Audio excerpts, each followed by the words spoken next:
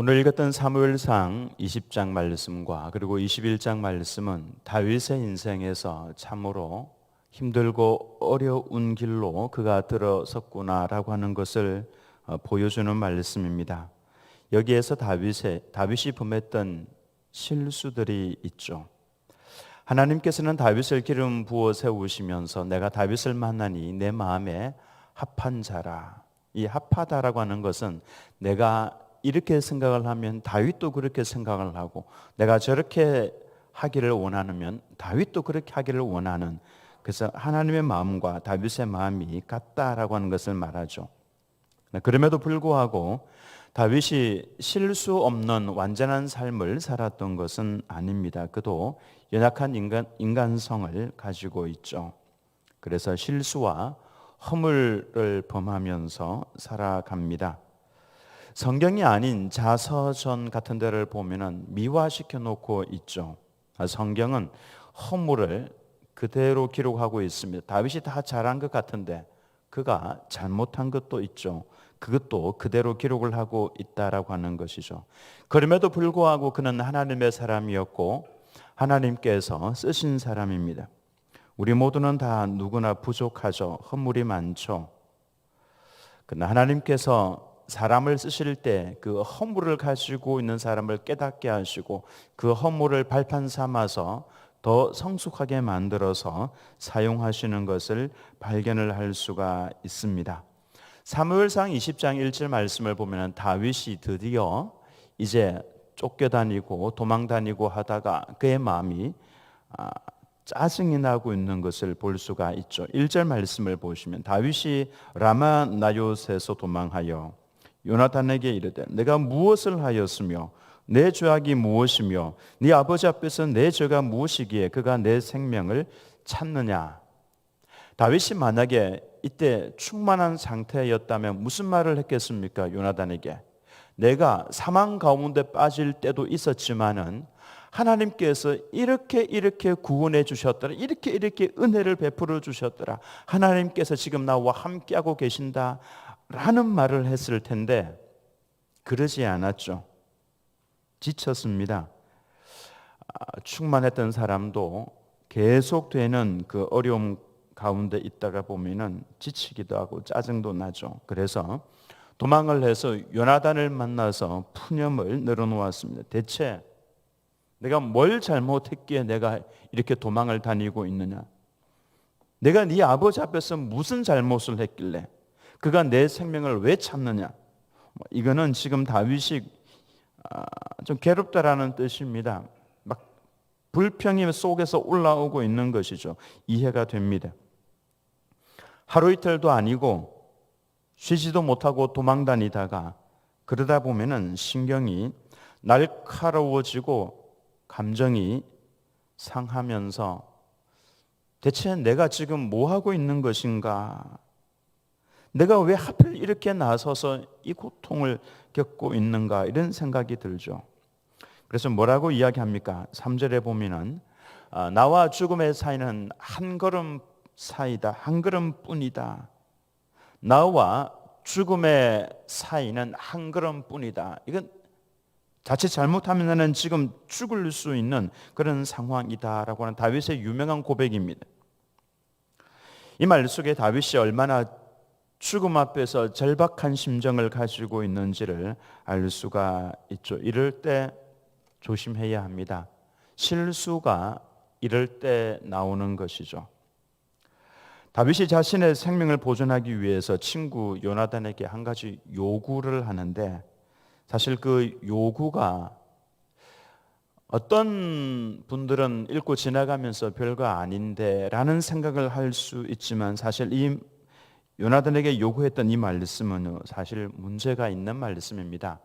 다윗이 지금 얼마나 힘든지를 이해는 하지만은 그가 잘못하고 있는 부분이죠. 5절과 6절 말씀을 보시면 다윗이 요나단에게 이르되 내일은 초하루인즉 내가 마땅히 왕을 모시고 앉아 식사를 하여야 할 것이나 나를 보내어 셋째 날 저녁까지 들에 숨게 하고 셋째 날 저녁까지 내가 들에 숨어 있겠다라고 이야기를 합니다. 그러면서 요나단에게 뭐라고 아버지한테 이야기하라고 하냐면은 6절 말씀이죠. 네 아버지께서 만일 나에 대하여 자세히 묻거든 그때에 너는 말하기를 다윗이 자기 성읍 베들레헴으로 급히 가기를 내게 허락하라 간청하였사오니 이는 온 가족을 위하여 거기서 매년제를 드릴 때가 됨이니이다 하라. 문제를 찾지 못했습니까? 뭐가 문제입니까?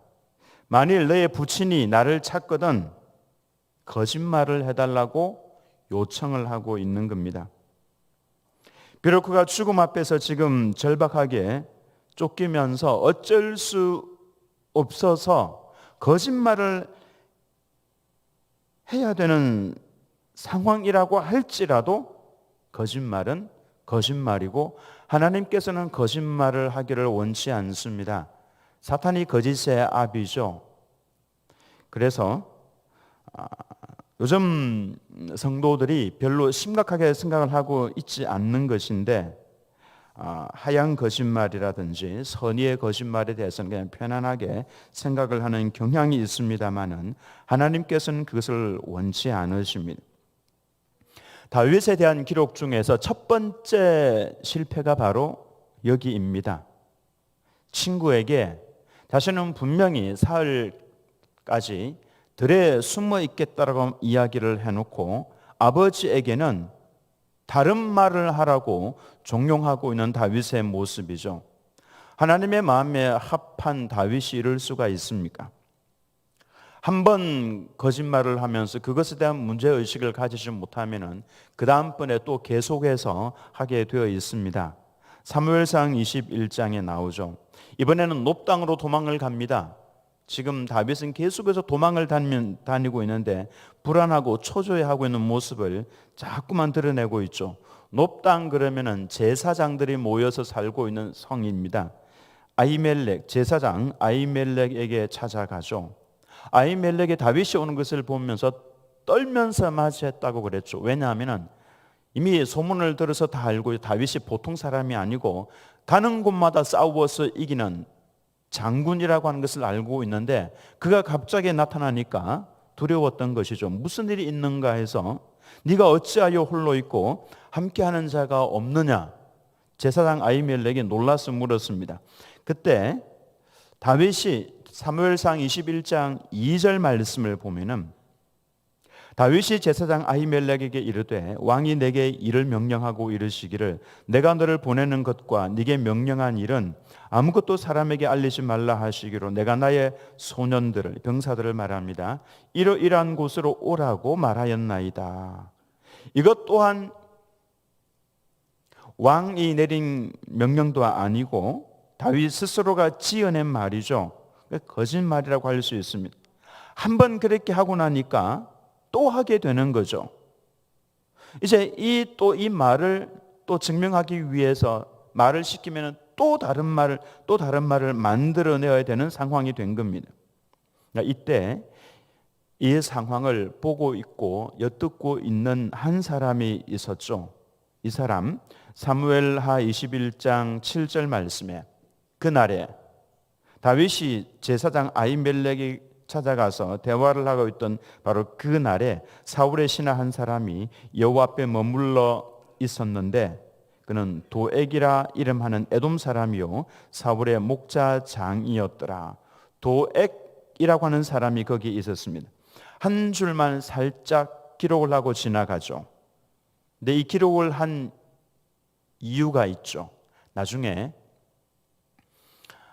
놉당에 있는 제사장들을 다 불러옵니다. 가족까지 다 불러오죠. 그리고는 사울이 아비멜렉이 다윗을 선대한 까닭으로 인해서 죽이라고 명령을 합니다. 아무도 제사장을 죽일 수 있는 사람은 없었죠. 근데 이 도액이라고 하는 사람이 칼을 들고 제사장 가족 85명을 다 쳐서 죽입니다. 그러니까 이때 다윗의 거짓말로 인해서 그 결과가 어떻게 됐냐면은 제사장의 가족들 전체가 다 85명이 다 죽임을 당하는 끔찍한 일이 일어나는 거죠. 다시 21장으로 돌아와서 다윗이 아비멜렉에게 그런 말을 합니다. 혹시 여기에 칼이 없습니까? 여기에 네가 죽인 골리앗의 칼이 여기에 있다. 그래서 다윗이 그 칼을 가집니다.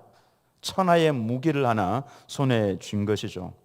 그럼에도 불구하고 다윗은 이 칼을 가졌음에도 불구하고 사울 왕을 두려워서 도망을 또 갑니다. 그 옛날 엘라 골짜기에서 갑옷도 있지 않았었고 칼도 없었던, 그럼에도 불구하고 거인 골리앗을 향해서 나아갔던 그 소년 다윗의 용맹함은 찾아볼 수가 없습니다. 그때 다윗은 단지 물맷돌 하나만 가지고 있었죠. 아니, 손에 물맷돌 없었다고 할지라도 그는 나갔을 겁니다. 너는 창과 칼과 단창으로 내게 나오지만 나는 만군의 여호와 이름으로 내게 나아가노라. 그 기백, 그 담대함, 그 용기가 지금 다윗이 칼을 차고 있음에도 불구하고 전혀 찾아볼 수가 없고 그의 마음속에는 불안과 초조와 공포밖에 남아있지 않다라고 하는 것입니다. 하나님과의 올바른 관계 속에 있지 않으면은 이렇게 되는 겁니다. 세상은 하나님의 백성들을 그냥 가만히 내버려 두지 않습니다. 반드시 걸고 넘어지게 되어 있고, 그때 불안하고 초조한 마음이 있다면은 하나님과 나와의 관계가 지금 정상적으로 작동하지 않고 있다라고 하는 것을 생각을 반드시 해야 합니다. 살아계시는 하나님께서 나의 빛이 되시고 나의 반석이 되시고 나의 산성이 되실 때 누가 그를 두렵게 할 수가 있겠습니까? 그러나 다윗이 하나님과의 관계가 흔들리자마자 걷잡을 수 없이 무너지기 시작했다라고 하는 것입니다. 칼로 무장을 해도 평강이 없었습니다. 묻습니다. 오늘 이 시대를 살아가는 성도들의 마음속에 들어있는 불안감, 공포, 이와 같은 것들의 원인이 무엇입니까? 하나님으로부터만 내게 주어질 수 있는 것이 평강인데 이것을 잃어버리고 있다면 우리는 지금 다윗과 같은 상황에 처해 있을 가능성이 많습니다. 하나님과의 관계가 이렇게 흔들리는 것은 거짓말을 하는 것을 쉽게 하는 것을 보면은 알 수가 있습니다. 쫓깁니다. 물론 우리는 다윗을 동정할 수가 있습니다. 너무 힘들고 두려워서 그래서 신앙을 잃어버렸을 수 있습니다. 너무 힘들고 어려워서 거짓말에서부터 이와 같은 모습들이 더 가속화되기 시작한다라고 하는 것입니다. 이 시대의 그리스도인들이 조심해야 할 철학이 있습니다. 바로 상황윤리라고 할 수가 있습니다. 어쩔 수 없는 경우에 하는 그 거짓말로 인해서 나중에 좋지 못한 결과를 가져온다라고 하는 것이죠. 사실 하얀 거짓말은 우리가 거짓말이 아니다, 죄가 아니다라고 하는 젊은이들 속에서는 쉽게 이와 같은 말들을 합니다. 조셉 플래처라고 하는 사람이, 이 교수가 상황윤리에 대해서 세 가지 철학을 이야기를 합니다. 첫 번째로는 신용주의입니다. 이 신용주의는 진리인가 진리가 아닌가 이것보다도 내게 유용한가 유용하지 않은가, 이득이 되는가 아닌가, 여기에 역점을 두는 것이 신용주의죠. 그리고 상대주의입니다. 절대주의를 빼버리고 상대주의, 그리고 적극적인 선한 동기만 가지고 있으면은 그러면은 수단은 얼마든지 정당화될 수가 있다라고 하는 이 세 가지 근거에서 상황윤리는 죄가 아니다라고 이야기를 합니다. 그가 믿는 하나님이 어떤 하나님인지 플래츠가 예를 하나 들었는데요. 독일 여자인 델트 마이어라고 하는 여자에 관한 이야기입니다. 그녀는 러시아군에게 포로가 되었습니다. 그리고는 우크라이나, 옛날에는 소련 우크라이나였죠. 우크라이나 감옥에 갇혔습니다. 남편도 잡혔지만은 그래도 전쟁이 끝난 다음에 먼저 베를린에 있는 집으로 돌아갔습니다. 아들들도 다 돌아왔습니다. 그래서 이 소식을 들었던 이 델트 마이어 여사가 나도 고향으로 돌아가고 싶은데 도무지 돌아갈 수 있는 길이 없습니다. 우크라이나 수용소에서 고민합니다. 근데 돌아갈 수 있는 길에 딱 한 가지가 있습니다. 감옥에서 나갈 수 있는 길은 죽든지 아니면은 여자가 임신을 하면은 그러면은 석방을 시켜주는 관례가 있었습니다. 이런 경우에 여러분들은 어떻게 하겠습니까? 이 델트마이어 여사는 집에 남편도 돌아왔고 아들들도 다 고향 땅에 돌아와 있는데 나도 이제 사랑하는 가족 곁으로 돌아가야 되겠는데 점점 수용 기간이 길어지니까 평소에 잘 알고 지내던 간수에게 이것을 털어놓았습니다. 그래서 이 문제를 서로 의논하고는 그 남자와 관계를 가지고 임신을 했습니다. 그리고 석방이 되어서 고향 집으로 돌아가서 가족과 기쁨의 상봉을 했고 그 이후에 아들을 낳았습니다. 플래처 교수는 그렇게 이야기를 합니다. 이런 경우에는 이것은 간음이 아니다. 소위 희생적 간음이라고 할 수 있는데 이것은 가족에 대한 사랑 때문에 한 것이기에 그래서 가족과의 재연합이라고 하는 이 선한 목적을 가지고 했기 때문에 이런 경우에는 죄가 성립이 되지 않는다라고 주장을 했고 젊은이들이 여기에 많이 동조를 했습니다. 나 질문을 던져보면은 플래처 교수가 믿고 있는 하나님은 어떤 하나님입니까?